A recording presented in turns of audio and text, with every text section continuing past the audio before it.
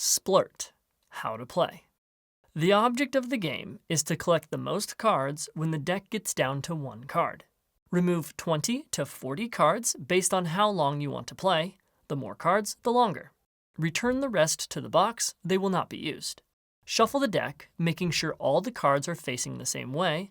Then set it down pink side up. Flip over the top card, revealing its black side, and place it to the right of the deck.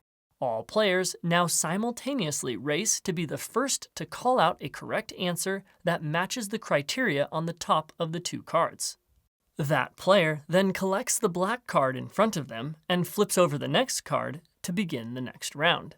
If two players tie with an answer, or if all the players agree there is no answer, then turn the card back to its pink side and return it to the bottom of the deck. If there is a debate over whether an answer is valid, then the tie goes in favor of the player who gave the answer.